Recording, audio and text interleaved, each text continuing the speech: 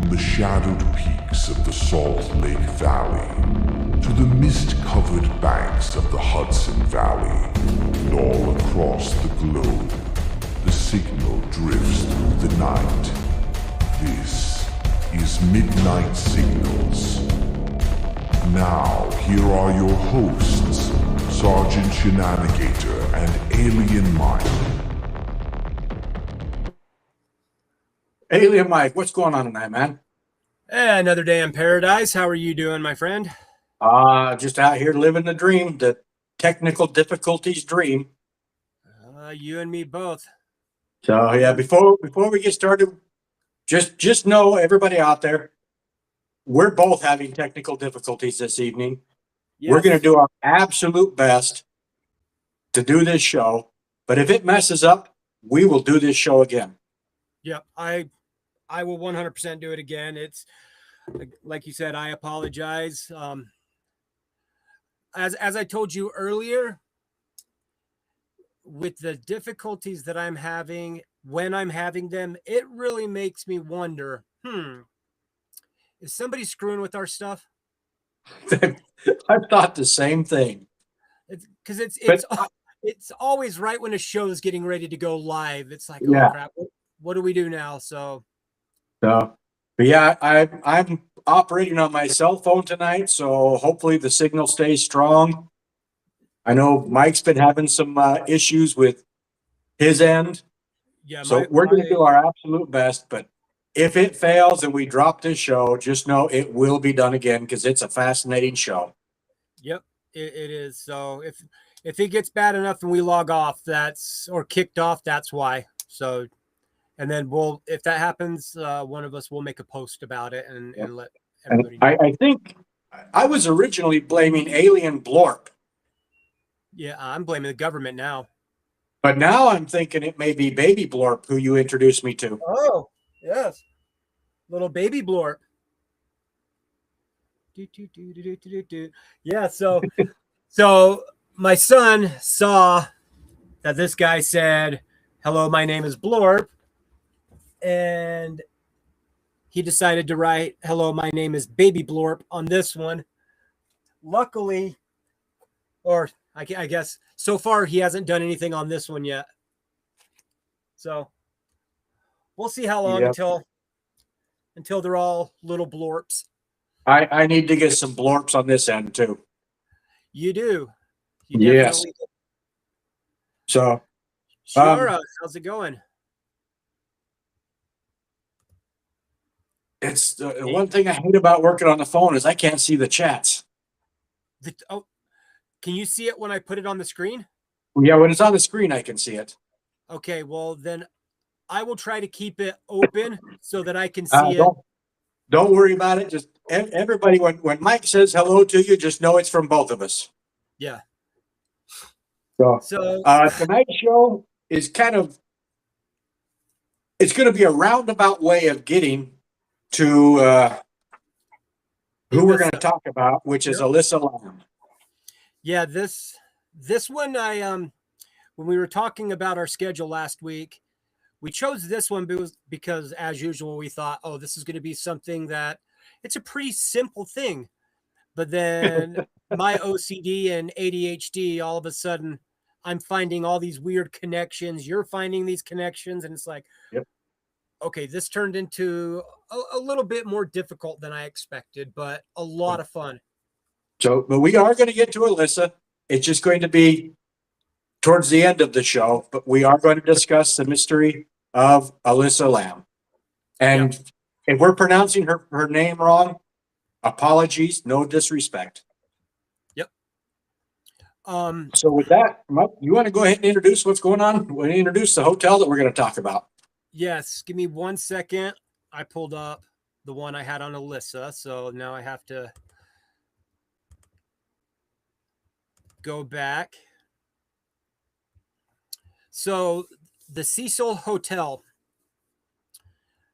If I miss something, please, if you know the answer or you know what I've missed, toss it in there. But it opened on December 20th, 1924 as a hotel. Now, before I do that, I'm going to actually pull one other thing up real quick. So just bear with me for 1 second here. There we go.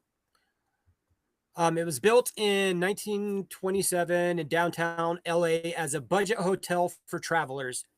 It was originally intended to be a fairly standard downtown stay, but over the decades, the reputation of the hotel kind of collapsed as the surrounding area declined, and the hotel itself became known and associated with really bad violence and instability. Um, by the mid 20th century, the Cecil had developed a reputation for frequent deaths inside the building, suicides, criminal activity, and transient problems. There was also the association with serial killers, including brief stays by figures like Richard Ramirez, who is known as the Night Stalker. So the hotel did fine for a while, and then in the 30s, the Great Depression, it really started to suffer, and in subsequent years it just kind of fell apart. And then in, what did I write it down as? 2011, it was renamed the Stay on Main. There's 14 stories, 700 guest rooms, and I think so. There is also ghost stories that are known to happen within the hotel, and I'm sure we'll talk about a few of those as the night goes on. Yep. So that's the gist of it, the gist of the Cecil. And the reason that the serial killers were mentioned is it kind of just leads up to the mystery of this place. Yeah, it's when I was reading about Ramirez staying there, some of the things that they said he did while he was there, I mean, just simple little things, and nobody said a word, nobody gave it a second look, nobody cared. It just kind of shows that the hotel itself is really weird.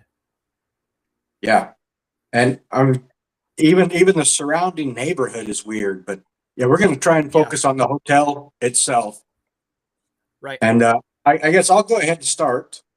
This was a serial killer that I didn't know much about.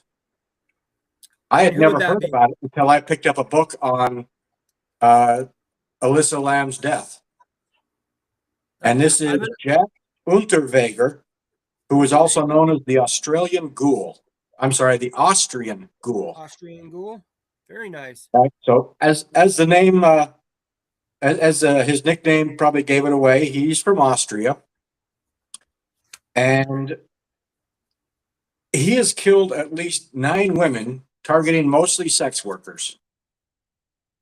Now, in this story, the numbers don't add up, but they are 100% confident he's killed at least 9 women, but there are more associated with him. They just don't have the proof. All right. So his very first murder was in 1976. I'm sorry, it was in 1974. And he took the life of 18-year-old Margaret Schaefer. He was convicted in 1976. And while he was in jail for that murder, he became a celebrated author, with many of Austria's elite campaigning for his early release, which is really strange, early release on a life sentence. That's odd. But they actually released him. And within a year, he'd already gone back to doing what he is known for. From the time he was released in 1990 to 1991, he would strangle 7 more sex workers. And his MO was he would strangle them with their bras, and his signature was a slip knot kind of his own making of a slip knot, but it was the same on every victim. And it was the slip knot that finally got him caught. So 1990 to 1991, 7 more had lost their life in Austria. And he decided it was time to get the hell out of Dodge. Or, wherever over in Austria Dodge is. So he comes to LA. He showed up here under an assumed identity. Excuse me. But reports had started surfacing in LA that the Austrian ghoul had made the move. So now LAPD's looking for him. 1991, when he first moved here, to the time he was captured in 1992, they are confident that he took the lives of at least 3 more sex workers. And this guy is.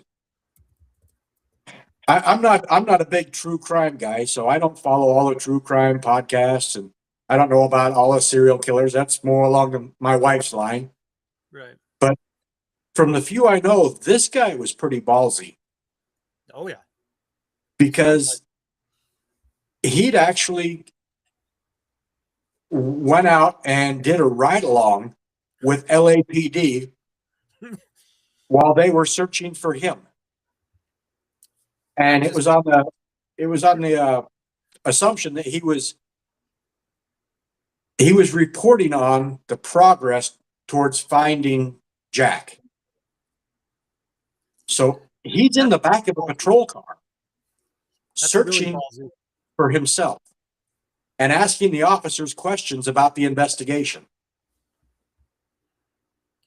But unfortunately, I didn't really find a whole lot on how they captured him. I'm sure if I did some more research, I'd find it. Yeah. But they ended up capturing him, and they convicted him here in America. And he was sentenced, or before sentencing, he took his own life in jail. And I guess if you're being accused of strangling at least 9 women, the proper way to end your own life would be to hang yourself. Yep. So, yes, he died in prison by hanging himself in his cell. But the unofficial count could be as high as 20, but officially 9 is the number. Yeah, so that's a little bit I got on Jack, and I had never heard of him before until I started researching Elisa. Yeah, that was the same for me, and I didn't research anything on him at all, but his name did pop up as I was looking up Elisa and the Cecil, and definitely interesting. I will tell you one thing, that while he was in LA, he did stay at the Cecil. And he stayed in room 451, which will come into play here in a little bit. Very nice. All right. So I have a few things to go through. So let me, I don't know why I have that open.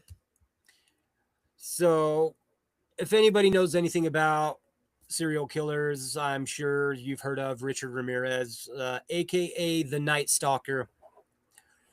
So I didn't go into a whole bunch on him other than just his basic time at the Cecil. So in 1984 and 1985, while he was in the height of committing all these murders across LA, he was reportedly living at the Cecil Hotel. Excuse me. The thing I found interesting about it is everywhere I looked, it always said the same thing. Reportedly, there was no definite, but that was because he was apparently using an alias while he was there. Now, before you go on, I will say the book I just read on Elisa Lam, mm-hmm. the clerk that had worked most of her life, the front desk clerk that worked most of her life at the Cecil, could confirm that he stayed on the third floor. Okay. So, but she couldn't recall how many days, weeks, or months he stayed there.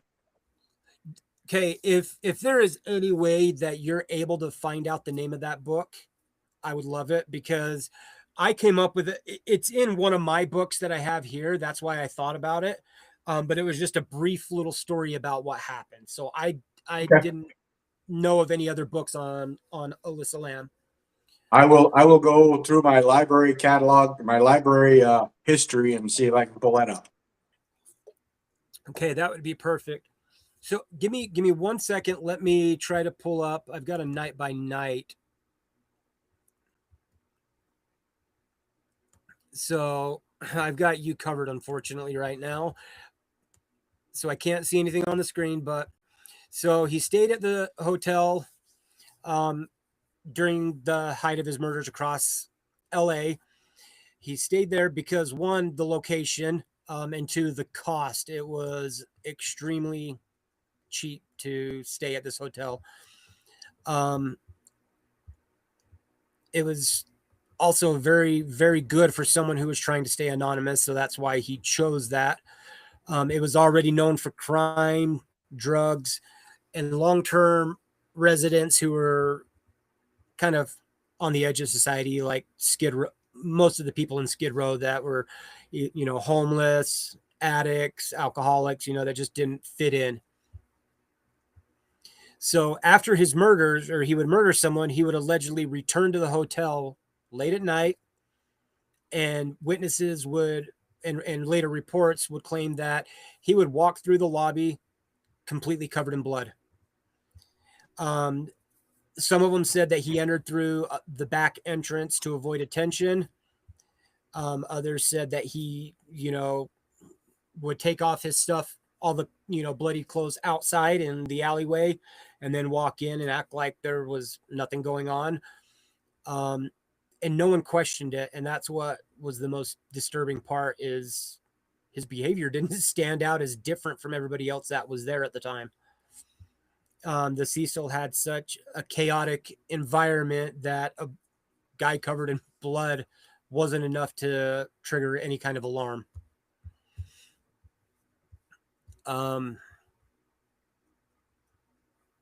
Let me see here. So night by night. So after all of these, he would return back to the hotel. And that's when everything kind of would happen, whether he was covered in blood or whatever happened there.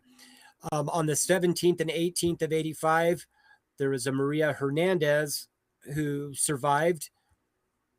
That was the start of when he first started at killing and then staying at the hotel. And that went all the way until, pull up the last one here.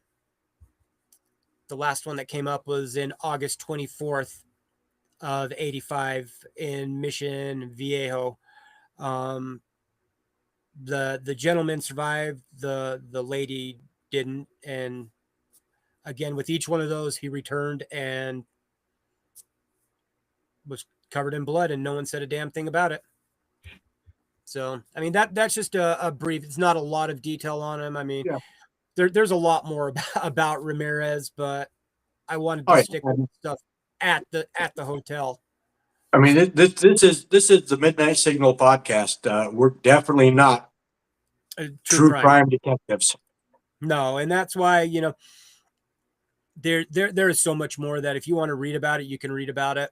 To read about it, if you want to catch a podcast on the Night Stalker, there's probably about 200,000 out there. Yeah, there is a lot out there. I've listened to them. I've read books. I've got or have books somewhere on different serial killers. It's always fascinated me, but this one I wanted to talk about because he specifically stayed at the hotel. That leads into where we're going, and it kind of shows how weird and strange this hotel really is.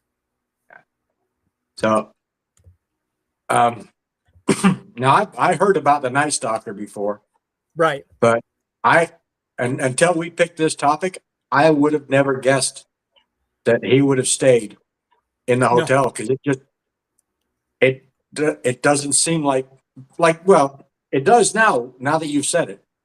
To me, it wouldn't seem like a place that he would hang out. No. But yeah, it's a great hotel if you're trying to hide. Yeah, and see when we end up talking about Elisa, I've read about that before. I kind of knew the story. I've seen the movie that's loosely but based on her, and it always seemed like it was a very, for lack of a better term, I guess, upscale place. It seemed like it was a nice place to be. To And this so I day, the didn't, inside is still like it was when it was built back in the 20s. yeah, so I didn't think anything of it other than, okay, this weird stuff happened. It's unsolved. Nobody knows what's going on.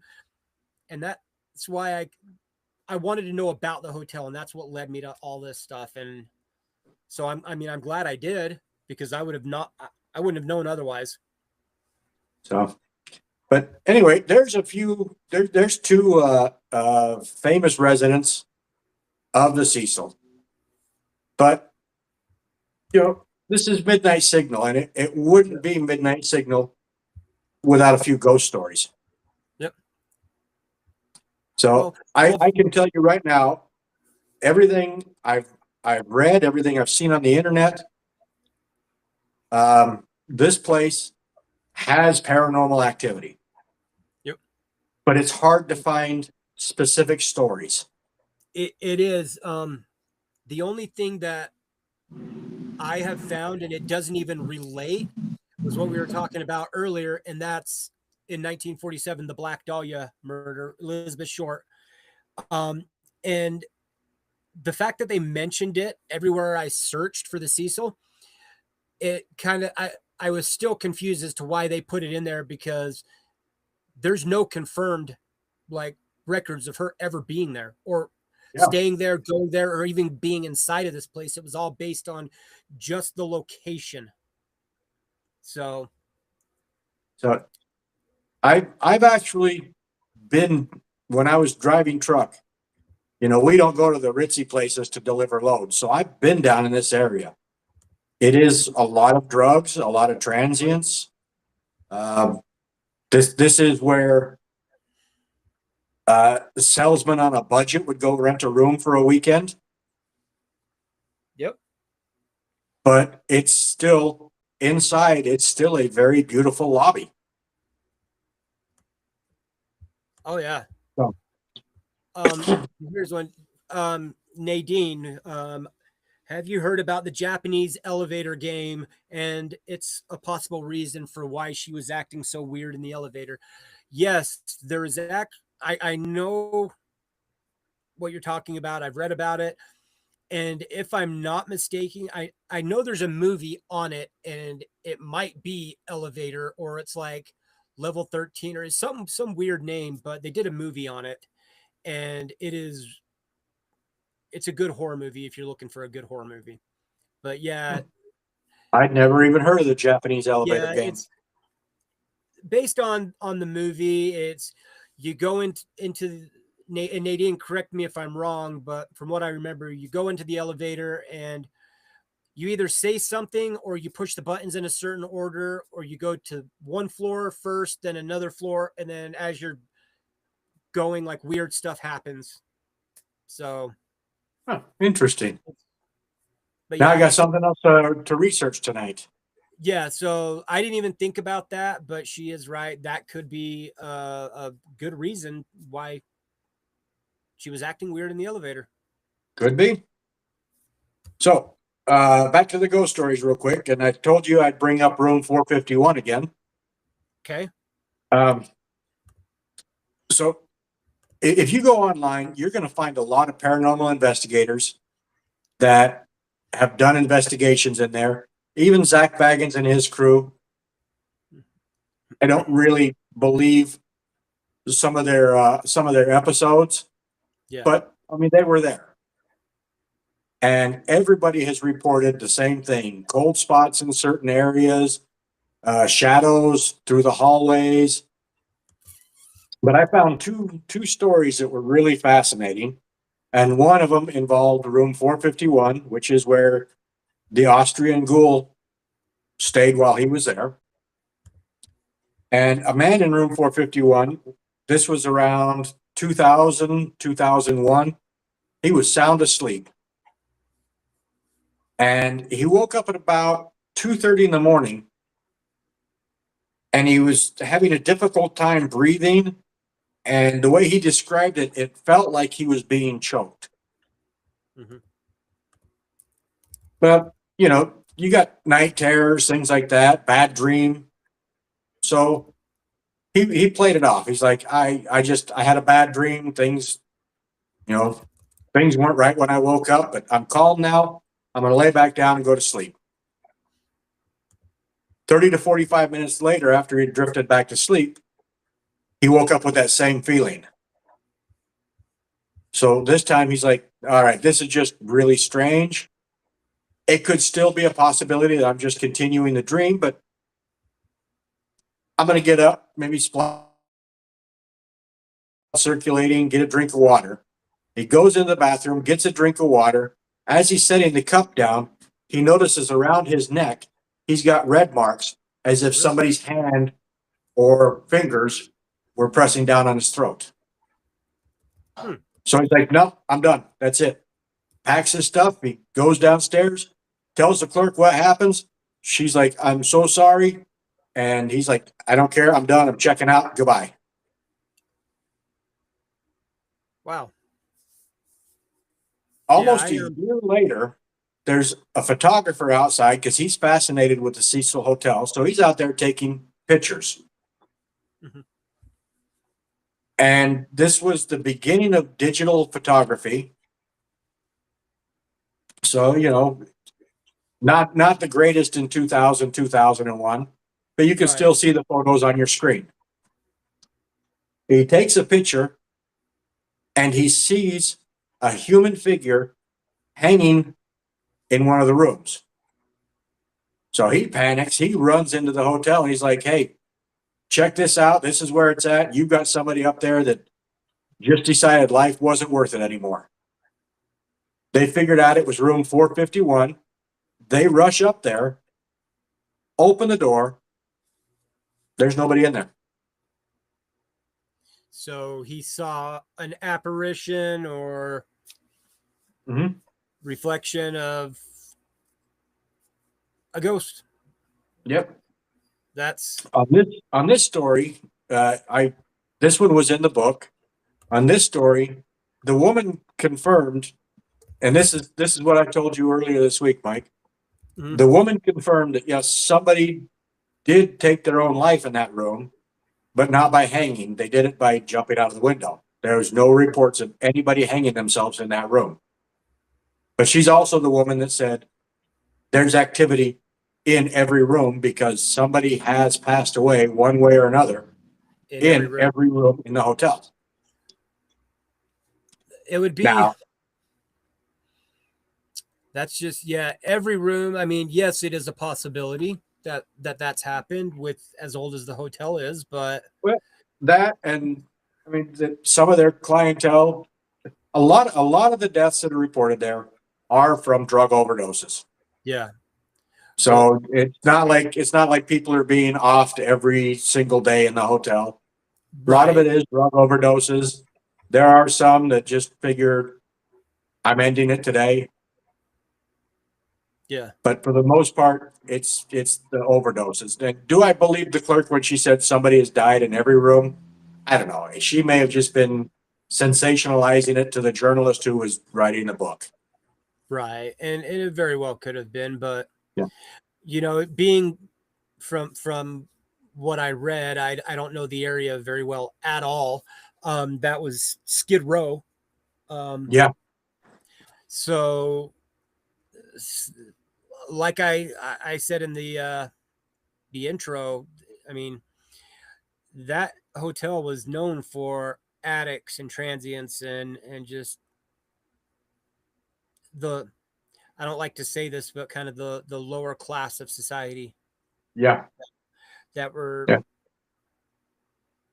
Yeah. Yeah, So, and they do, from what I remember, I didn't, unfortunately, I didn't get to read the whole book, mhm, but what I remember them talking about is they do kind of segregate the long-term residents from the homeless and the drug users and the tourists.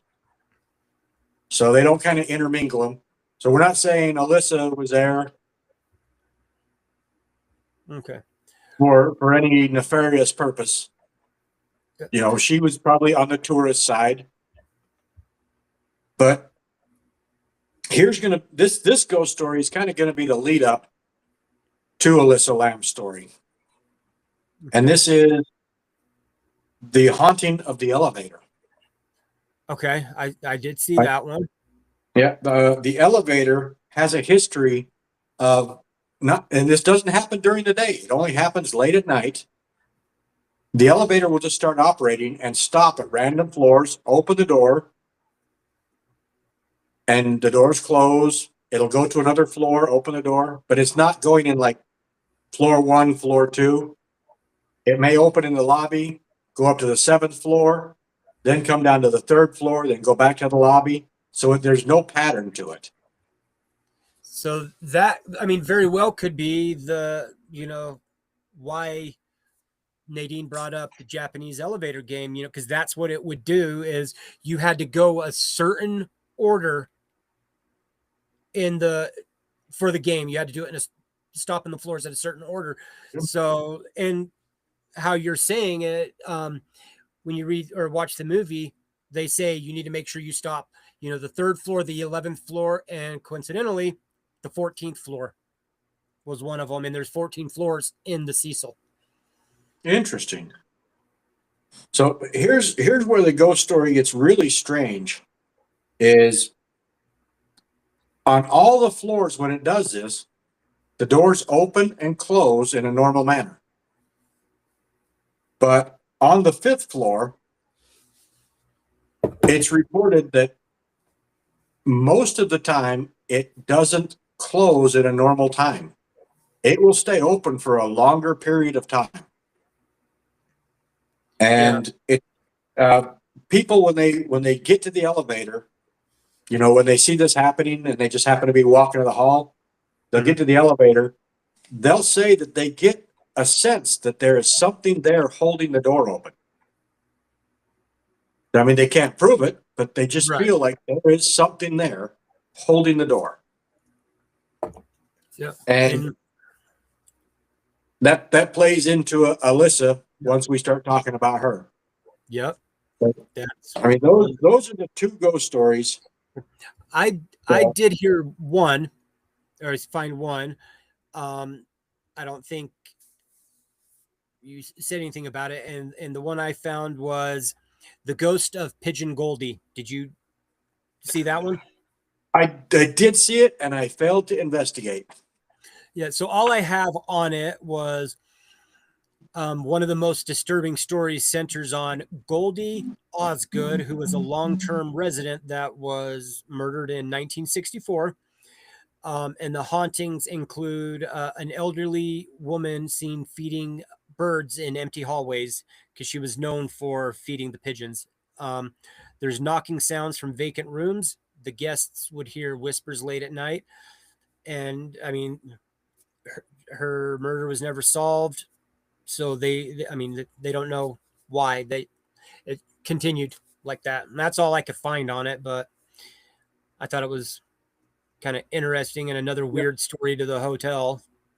Yeah, I had heard about that, and I'd heard, the knockings from vacant rooms and things like that. But yeah, I probably should have looked more into it, and I didn't, because that was very interesting. Yeah. So I did, it was, very, very briefly look at, the reality of, what's real and what's paranormal. And because of the history of the hotel, that's why there are these so-called, hauntings and all this paranormal stuff. But a lot of the ghost hunters say that they can be explained by science. So, but you never get any definitive answer on it.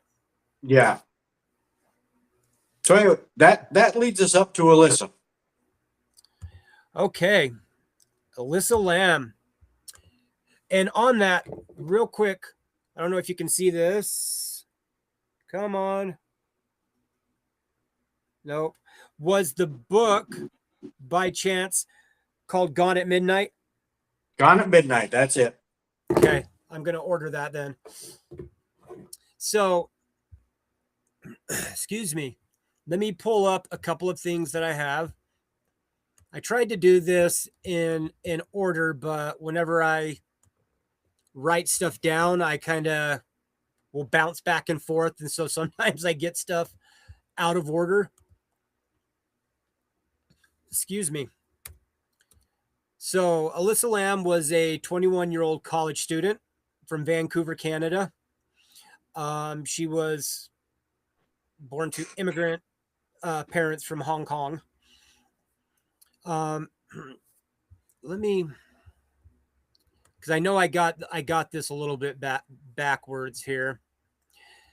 So she was known to be very intelligent, creative, and very active online, especially on Tumblr at first, and then I believe it was Blogspot, where she wrote about her life and her mental illness.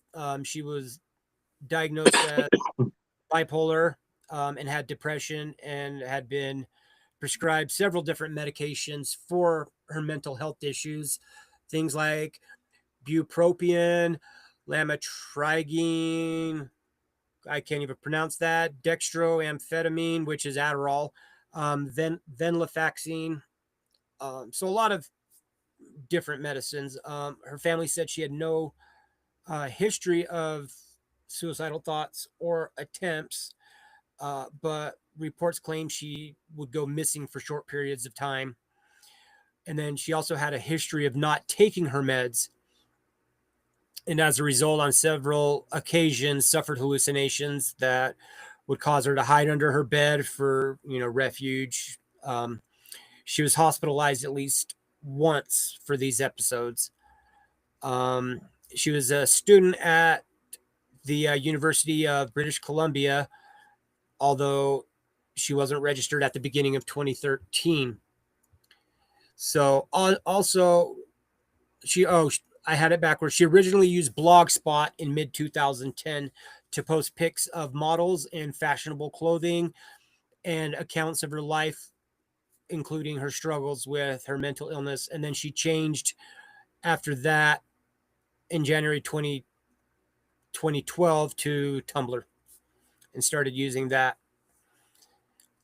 So in 2013, she went to California to travel around, and then that's I do remember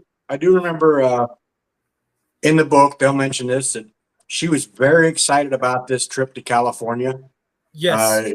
She had been posting about it almost nonstop up to the point she left. Her Yeah, parents said that this was the dream vacation she wanted to take. yeah, definitely. And they were, from what I remember, they didn't want her to go alone, but she wanted to. She wanted to do something solo to Yeah. I guess to prove that she could make it, in the world, that Yep. she could be on her own and she would be fine. And she would either call or send a message. She would check in with her family every single day. It's, I'm leaving here at this time. I'm here now at this time. I'm going to bed. I'm back. She always stayed in contact with her family. Yep. What happened here? There we go. She ended up staying at the hotel. Let me find out where. There's one thing that I did see on here. So in January 2012, in one of her blog posts, she lamented that a relapse at the start of the current school term had forced her to drop several of her classes, and it left her feeling so utterly directionless, like she wasn't going to amount to anything. She was completely lost. And that's why she wanted to take this trip. That's what made her excited about it, because it gave her purpose. It gave her some sort of direction in her life, that Yep. she knew what she I wanted to do do. remember reading that as well, and I completely Yep. spaced it. Yep. She titled her post, this I found interesting. She titled her post, "You're always haunted by the idea you're wasting your life," after a quotation from novelist Chuck Palahniuk. I don't know how to say his last name, although I've got a few of his books. She used that quote as an epigraph for her blog. She worried that her transcript would look suspicious with so many withdrawals on it, that it would result in her being unable to continue her studies and go to graduate school. So all of this culminated in her wanting to leave and go for this trip to kind of gather herself. Traveled alone on Amtrak and intercity buses. She visited the San Diego Zoo, posted the photos taken. On January 26th, she arrived in LA. After 2 days of being there is when she checked into the Cecil Hotel near downtown Skid Row. She was initially assigned a shared room on the hotel's 5th floor. However, her roommates complained about what the hotel's lawyer would later describe as certain odd behavior, and she was moved to a room of her own. Now,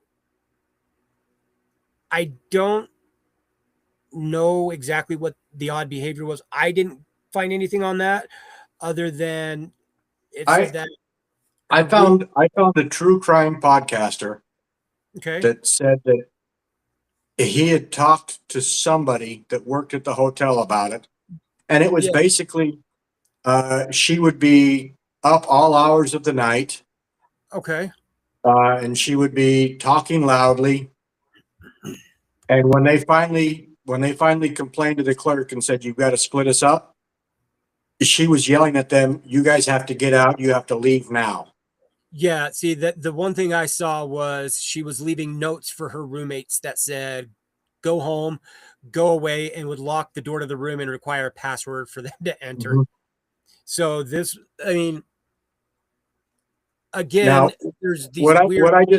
what I just said, just so everybody understands, I'm getting it from a true crime podcaster, kind of like getting it from Reddit. Yeah, It may so or may not have happened. right. And this is unfortunately one of those events that it's unsolved. You can, most of the things other than we know this is when she disappeared and we know what her life was like before all this because of her blogs and her parents and friends, so you never really know what is legitimate or not. Now, from what I gathered after that, once they moved her to a single room on her own, Mm-hmm. there were no more complaints. No, there won't. So Amy Price was the manager. That was probably the one that the clerk that the podcast said they interviewed or they talked to or whatever, Yeah, it was Amy. Yeah. Yeah, there was absolutely no complaints after that. It was just, she was fine. And this kind of, I think, again, the hotel is weird and there's, photographers and guests and every workers that have witnessed all these weird paranormal things that have happened.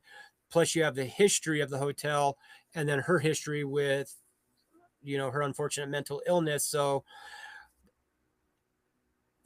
her mental illness aside, everything else at that hotel could have caused her to have a complete breakdown. And that's why she was yelling at these roommates she was with, and not letting them in the hotel room, so again, it's all speculation. You don't really know.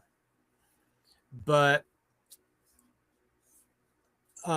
excuse me, a few days before her disappearance, she attended a live taping of Conan in Burbank, but was escorted off the premises by security due to disruptive behavior.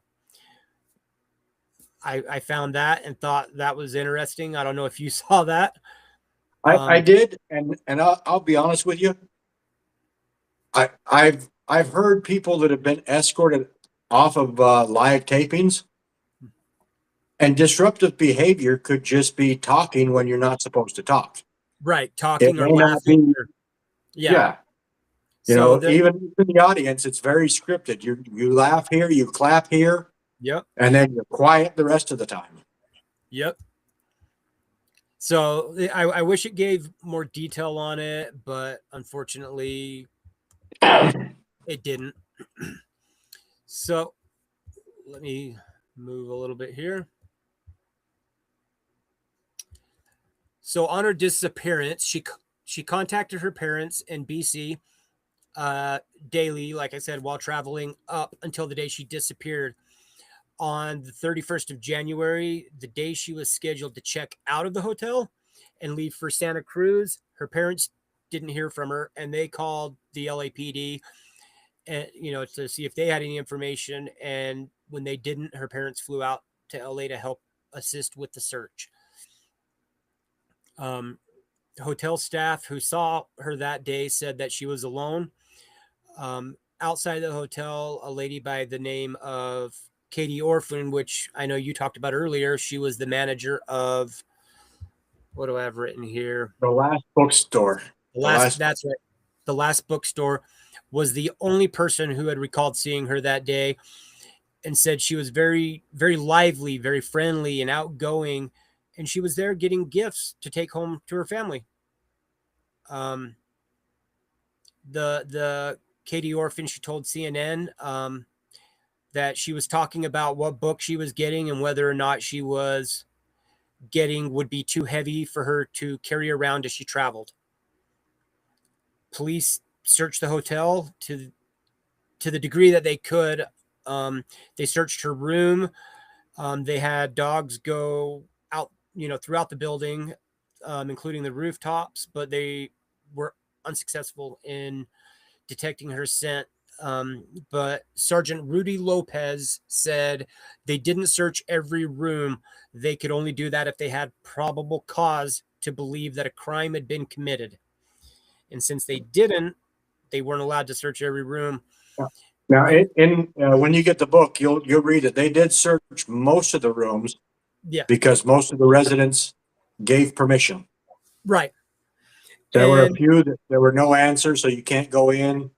A few of the long-term residents are like, no, you're not coming in here.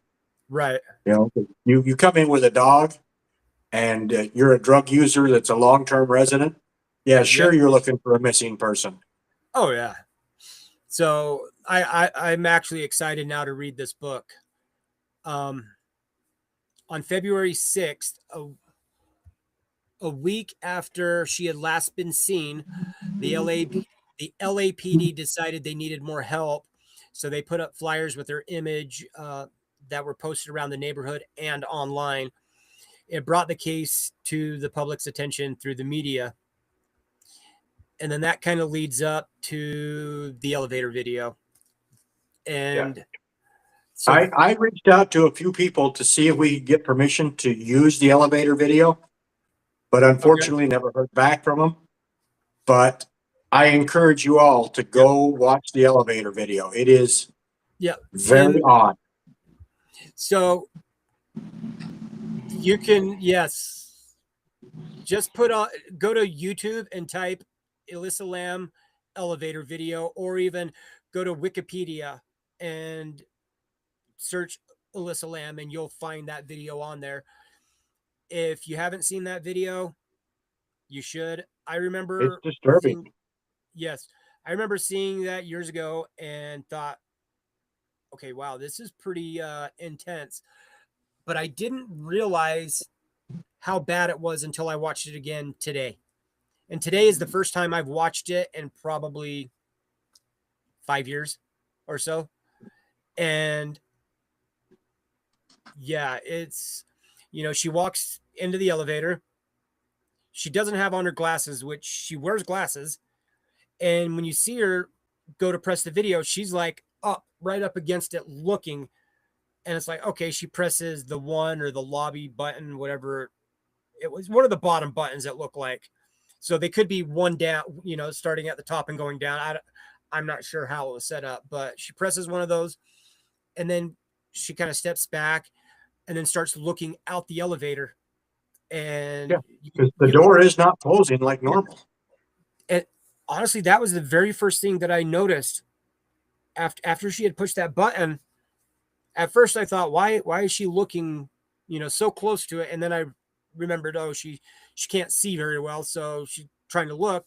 And then she stands there for a second, then she starts kind of pacing around and looking out and stepping out, and I noticed it didn't shut. And the video is about what, 15 seconds, 20 seconds? No, the video is 2.5 minutes. 2.5 minutes. Yeah. Oh, that's right. Yeah. The door does not shut the whole time. No. Nope. I didn't see it shut once. And it didn't even attempt to shut. No, and it just stayed open. About a quarter of the way through, like she peeks out a few times, but then she goes to step out, but stops, and she's standing in line with the doors. Now, some elevators, they have sensors in them. So if somebody's even blocking that sensor, it's not going to shut. But these are regular elevator doors that you have to touch the side of the door in order to get it to stop and open. Yeah. And this is the older elevators without the motions or without the sensor. Yep. There is absolutely, it doesn't even try. And again, like you said earlier, the hotel's notorious for that elevator not acting like an elevator. Yeah, that's what shocked me was when I finally put 2 and 2 together and realized that elevator's on the 5th floor. Yep. That's the floor she was staying on. Yep. And that's the one that has the most issues with that door not shutting. Mm-hmm. Every other floor, when it does it through the night, opens and closes in a timely manner.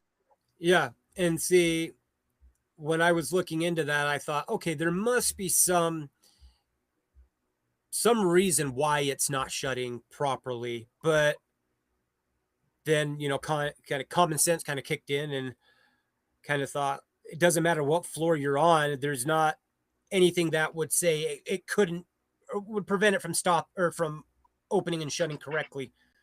It's not based on the floor. If it can do it on the 10th floor, it can do it on the 5th.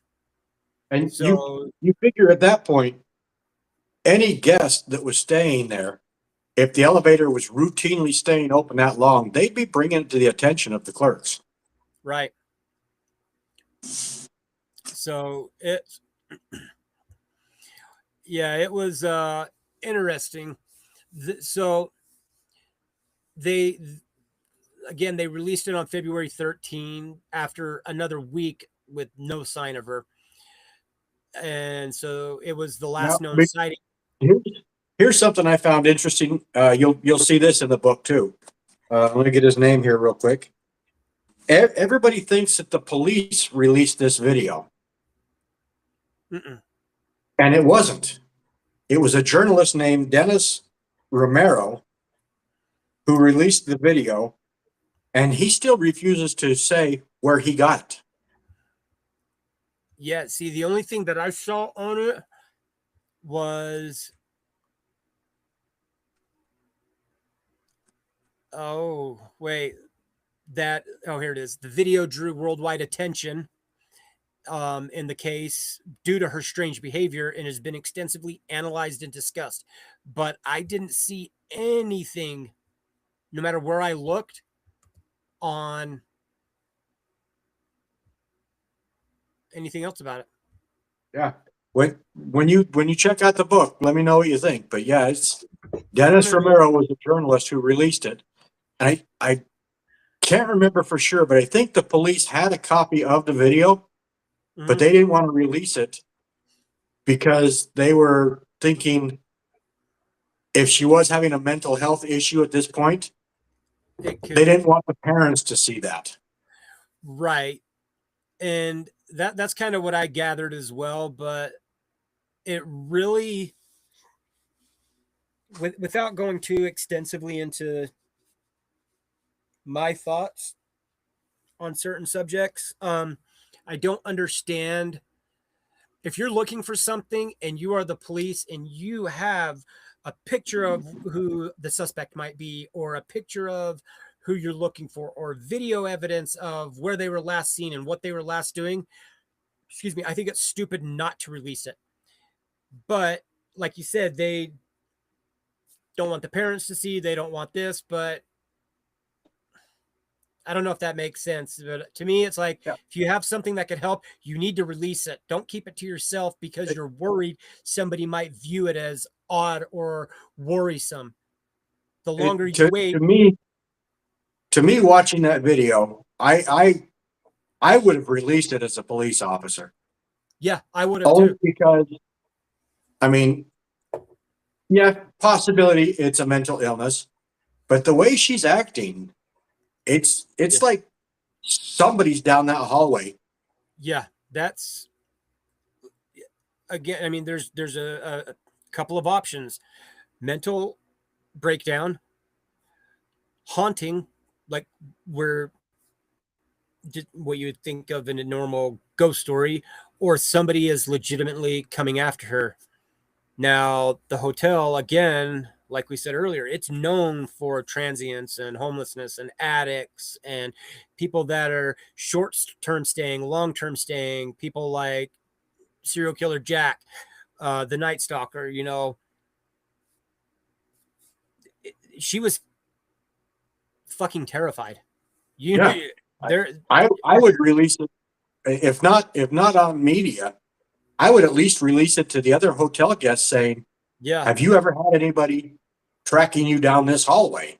Because it looks like she's thinking somebody's coming after her. Have you Yep. experienced this? And I don't know Yeah. if they ever did that. I'm not second guessing the cops. They may have.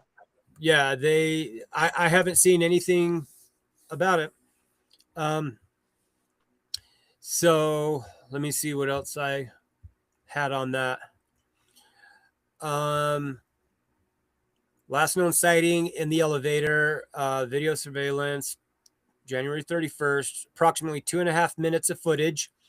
She was alone, makes very unusual moves and gestures. She appears to press every button on the elevator panel. She looks into the hallway, then leaves the elevator at one point while its doors remain open. When the doors fail to close after she returns, she leaves, and then the doors close later, like after everything is all said and done, you know. Yeah. The video drew worldwide interest because of her strange behavior. It's been analyzed a lot. It was reposted widely, including the Chinese video sharing site Youku, where it accumulated 3 million views and 40,000 comments in the first 10 days, which,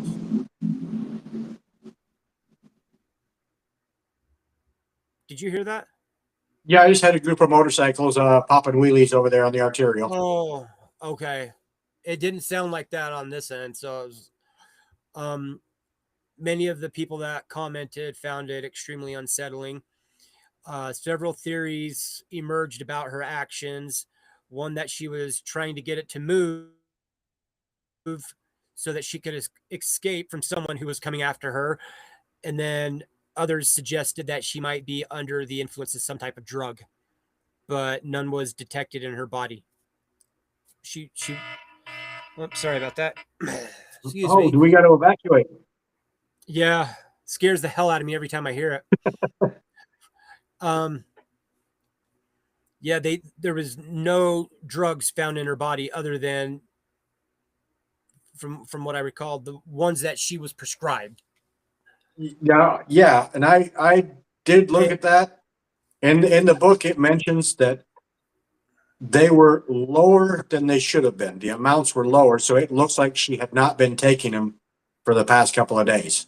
Right. And again, she was known for not doing that. And if Yeah. we go back to the history in the beginning, like I was talking about, where I said she was known for not taking them and then hallucinating. You know, she had hallucination episodes, freakouts.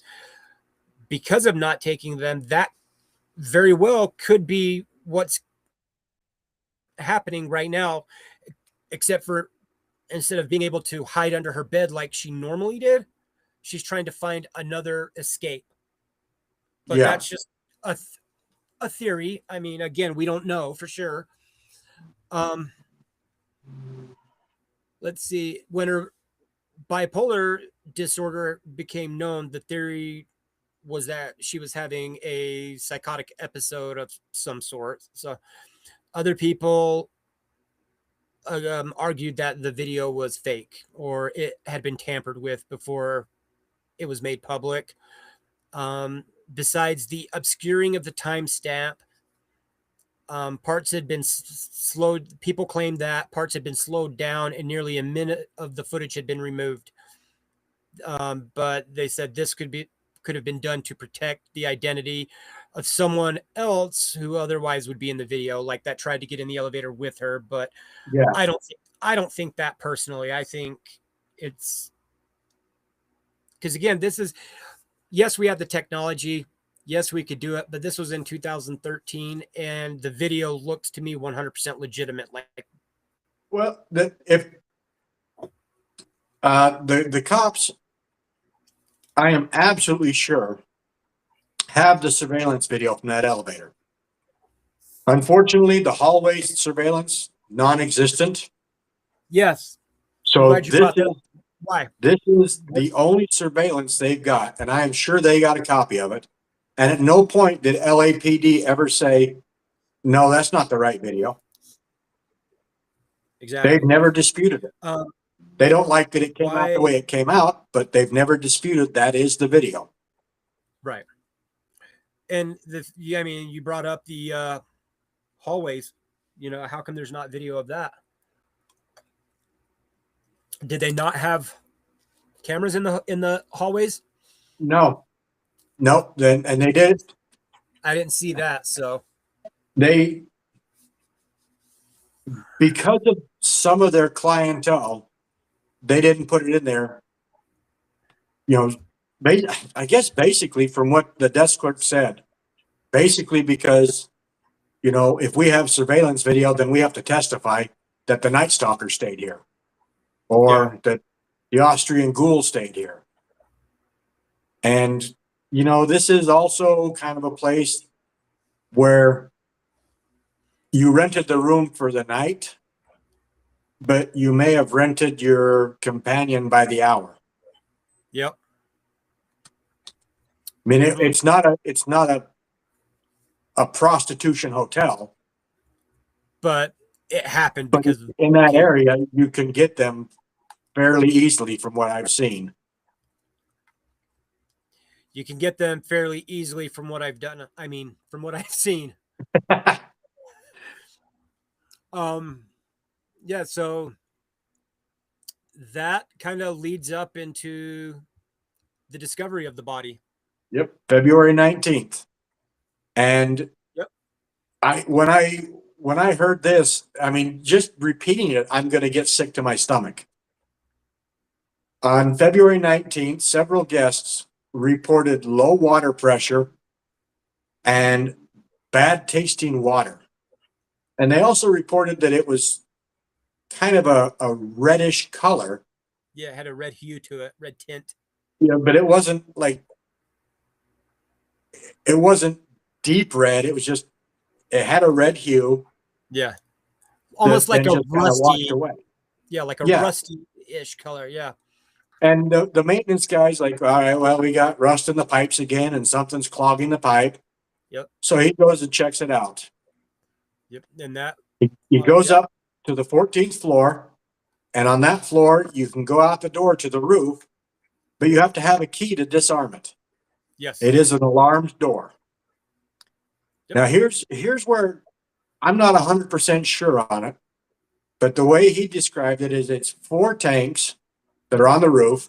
Mm-hmm. They're 8 foot in diameter by 10 foot high. And he honestly said in an interview later, I cannot remember if there's a ladder in the middle or if I had to get one. Yeah, But he had to crawl through a narrow space, and he said, I'm scuffing up my work uniform trying to get between these tanks.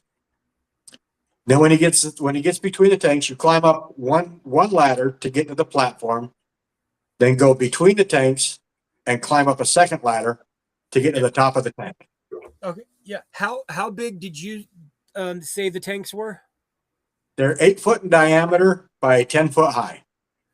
Okay, see, I've got what I found was apart from how she got on the roof, others asked if she could have gotten in by herself. All 4 tanks were 4 by 8 foot cylinders propped up on concrete blocks, is what I found. I mean, just from the pictures I've seen, I think the 4 foot by 8 is wrong. Yeah, I don't think that's right. So And I had I'll that be honest with done. you, I don't think the 8 by 10 is right either, but it's probably closer to what it actually was. Yeah. Because So you're holding water in 4 tanks that feeds what was it, 720 700 rooms? Yeah, over 700 rooms.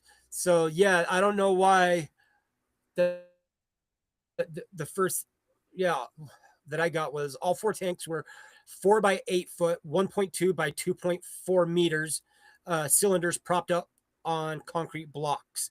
There was no fixed access to them, and the hotel workers had to use a ladder to look at the water. They were protected by heavy lids that would be difficult to replace from within. Yeah. The employee who found the body said the lid was open at the time. Yeah, the lid was open. Okay. The entry into the tanks at the top of the tank is Yeah, it 18-inch by 18-inch. So yeah, that's So 1.5 feet by 1.5 feet.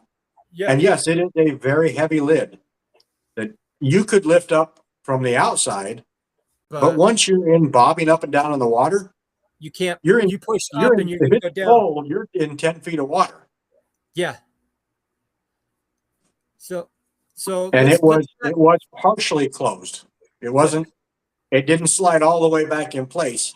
Yeah. So if she got in there, yeah. she would have had the upper body strength to move that by herself without actually pushing herself into the water.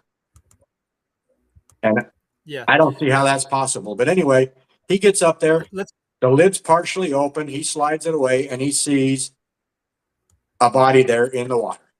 Yeah. Let's back up just for one second. Yep. So what are the, like, how do you get on the roof? Because the only known access points that I found was the fire escape stairs. Fire escape stairs.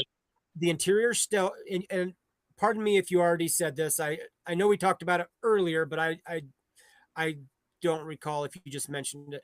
There's the interior stairwells, and then there's the possible alarm doors to the roof, which I know you mentioned that you had to have like an access card or a key to shut off the alarm so you could exit. The interior stairwells and again, I'm going based on the book, did not go to the roof. They only went to the 14th floor. So the only two now entrances would be the alarmed door or the fire escapes. Okay. Yeah, because what I got was the roof was accessible, though it was not intended for the guests, and some of the doors had alarms, but there's been debate whether they were functioning at the time or not. And then the most plausible scenario was that she used a stairwell or fire escape rather than the elevator, which didn't go directly to the roof. And then the debated reasons was because the staff claimed the alarms would have been triggered and there was no clear report of an alarm going off that night. Bottom line was it was possible for her to reach it alone, but not necessarily easy. Yeah, the maintenance man said when he was interviewed that he is sure the alarms work, but in his time there, they've never gone off because nobody's ever gone out those doors. Okay. So, could I'm sure the police during their investigations tested it, but they're not going to say, of course. No. Yeah. So let me go back to, I apologize if I'm kind of backtracking a little bit. I just have so much information written down that, as I'm sure you know, trying to go through it all. So So how do you get, how did she get into the tanks? Because what I have, the second step was her reaching the water tanks. On the roof, of course, were the several large tanks, elevated on platform, accessed by ladders, and each had, as you mentioned, that lid on top. The the tank weren't ground level, and you had to climb up. And then I have theories on it. so So the biggest theory, the one most people agree on, is she used a fire escape. It's not okay, alarmed. You can get out the window. But here's where I run into a problem on that is it's a standard old 1920s fire escape yeah, where you've got the ladder that goes at an angle up. yep, You crawl through the hole. yeah, and then She's not wearing over it. glasses. So it She's goes not like, wearing glasses and it's dark. yeah. So how does that? So I'm finding it a little difficult to believe that, but Yeah, I'm finding it difficult to believe that she even went up the inside stairwell to the 14th floor and then through the alarmed door, right. all And, without her glasses, and then moved between those tanks. You know, and and knew where, that's the thing. She knew where to go, or yeah, maybe not she, but if she didn't know where to go, she wouldn't have gone like right there. Something is off. It's hard to explain. It to me, it almost feels like there was somebody else involved, because without having glasses, how do you know where where this ladder is? How do you know that you need a ladder to access the top? How do you know that there's a platform that you need to lift up to access the tank? yeah. I mean, the way those towers, how close those water towers are together, you would have to know for a fact that there's a ladder between all four of them Yep. because you cannot see it just walking by. Yeah, it's So, and then to make matters worse, before she got in the tank, she took off all her clothes, then moved the heavy lid, yep.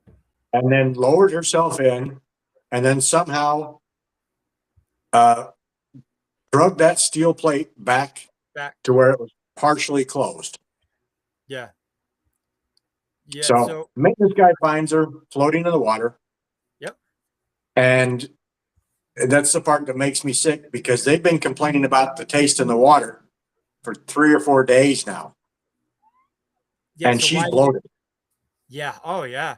And the fact that they've been complaining, if you know that your water comes from those cisterns, those tanks, you would think, you would go, all these people are complaining about this today. I had to go look and make sure there's no problems with it. But nobody did, not for three No, days. no. So, So he shuts off the water immediately to the whole hotel. There's nobody's getting water at this point. And goes downstairs. They get the cops back up there. Cops call the fire department because they've got to preserve the evidence as best they can. And they can't send divers into the tank because it's an 18 by 18 enclosure. They yeah, can't fit. So the fire department, they have to rig a system to where the water is drained on the roof, but filtered to preserve any evidence inside the tank. yep, And then they had to take cutting tools and cut the tank open to get to her. yeah. See, and I know, of course, like you said, she's going to be bloated. That's just a given. Yeah. Um, but even an 18 by 18-inch hole fitting in there, even my son, who is not a big kid at all, for his age, he is tiny, would have a hard time getting in that hole. Yeah. So it I mean, Alyssa wasn't she a wasn't heavy big. girl. No, She was fairly skinny, yeah, but it would still be a struggle to get in there. yeah, and I don't know. There's you think it's when you read the story or watch it or anything, listen, it seems pretty cut and dry. This is what happened. But then when you start thinking about it, it's like, okay, this opening isn't that big. How is she? It was almost like I feel she would have had to have either forced herself into it out of, again, fright because she was having a mental breakdown, hallucinating, or someone put her in there and shoved her ass Yeah. in that. Well, that's where the finding becomes even stranger. Is yeah, she was in there naked, Right. and when they finally cut it open and got her out, they recovered all of her clothes and her shoes Mm-hmm. and a pair of men's shorts. But those shorts, they didn't get any identifying markers off of it, did they? It kind of hard when it's if it was part of her disappearance, it would have been sitting in that water for what, 20 days, 19 days? Yeah. So, well, the clothes were outside of the tank, right? That's kind of the conflicting story too. Right. Some say the book says it was in the tank. Some say it was outside the tank. Yeah, because I thought, or I was under the impression, and again, I haven't read the book yet, that said she disrobed before she crawled into the tank, climbed into the tank, and Yeah. that the gentleman's shorts were next to hers on the outside. Yeah. So it's in the book it mentions both. But either way, if it was outside, it would be really strange to have a pair of men's shorts just sitting there with her clothes if there wasn't a man involved. Excuse me. Right. But she was not wearing shorts in the video. No. Do you think, and this may be jumping ahead a little, but I know we talked about, there was a couple of serial killers that stayed there. So there could have been other serial killers that stayed there at the time she was there that we just don't know about. Do you think that the guy, the maintenance guy or whoever worker that was the one who ended up finding her, do you think he could have had a role to play in it? Well, I know the police did, Yeah. and they actually cleared him.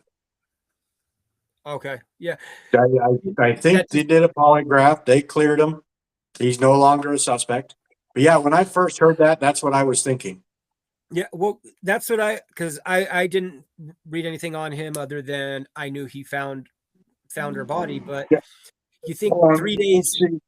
I can't remember if I wrote his name down or not. I didn't. Let me see if I have it. Santiago Lopez.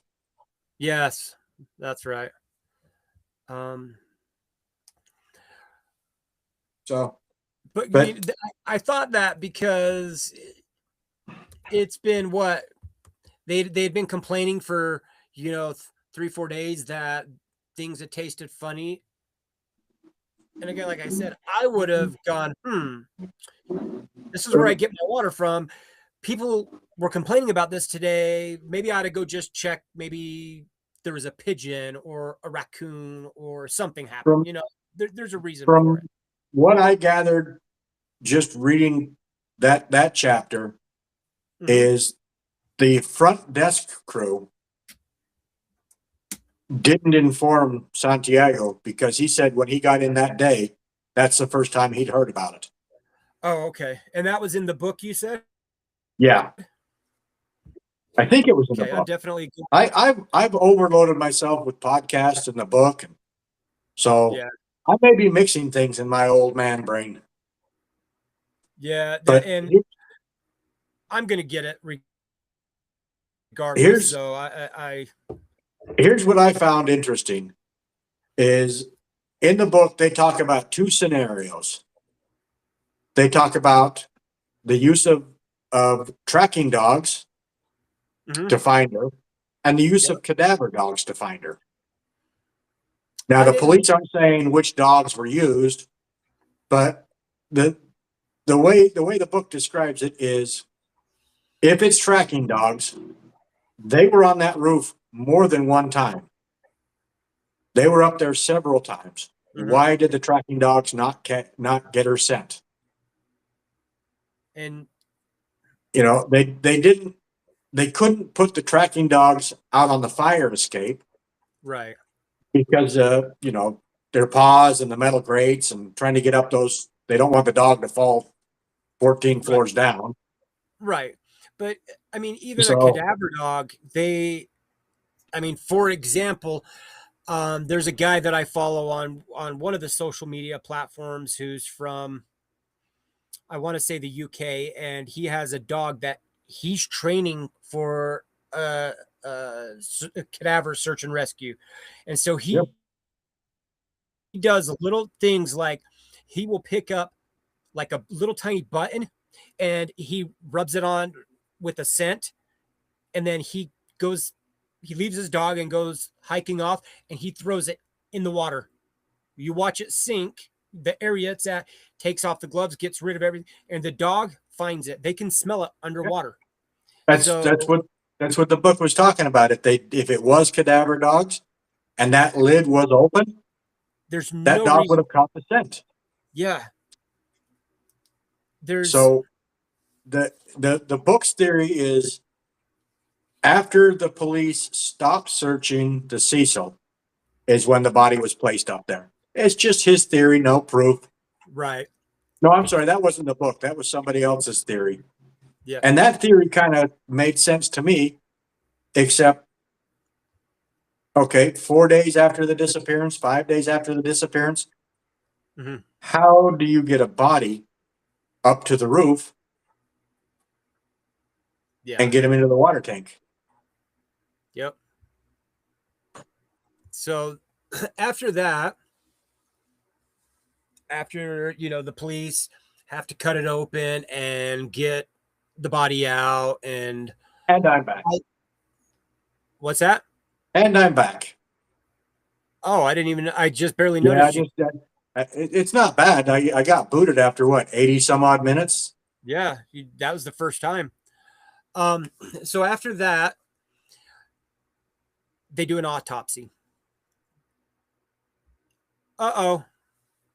Well, Steve has officially disappeared, so I'm not sure who all is watching. Excuse me. So since you disappeared again, I am going to continue going. Are you there? Yeah, I'm here. I don't know how much longer. It's giving me error messages again. So Okay, I may so be done just for the night.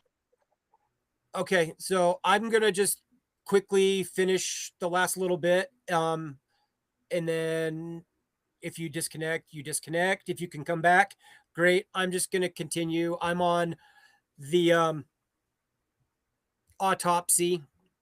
So the autopsy report and its conclusions were also questioned based on incomplete information.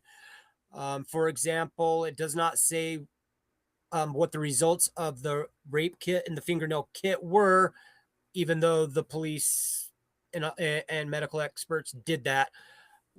It also records subcutaneous pooling of blood in her rectal area, which some observers suggested there was signs of sexual abuse, but there was no definitive answer on it. Pathologists noticed it could have been the results of the bloating over the course of the body's decomposition. The pathologists were ambivalent about their conclusion that her death was accidental. After her death, her blog was updated, presumably through Tumblr's queue option that allows posts to automatically publish themselves over time when the users are awake kind of like how we do on our Facebook. Whether they were done by that or by a theft of the phone or a hacker, they don't know. They just know the updates kept happening. They don't know if it was related to her death or not. In September of 2013, her parents filed a wrongful death suit claiming that the hotel failed to inspect and look out for hazards in the hotel that presented an unreasonable risk of danger to Elisa and other hotel guests, and seeking unspecified damages and burial costs. The hotel argued with them that it could not have been reasonably foreseen that their daughter would have entered the water tanks, since it remained unknown how she was able to get to them in the first place or get into them. No liability could possibly be assigned for failing to prevent it. In 2015, the suit was dismissed. And oh, you're back again. Hey, welcome back. So I don't know for how long. It's sending Nope. up the message again. Yep. So that was in 2015. The wrongful death suit was dismissed. So her parents weren't awarded anything. They just ruled it accidental. That's the end of it. And with that being said, this topic, the death of Elisa Lam, is sorry, I'm trying not to laugh now. It is all a mystery, unsolved. It'll guaranteed it'll never be solved. So we'll see if Steve comes back. I doubt he will, but in the off chance he does.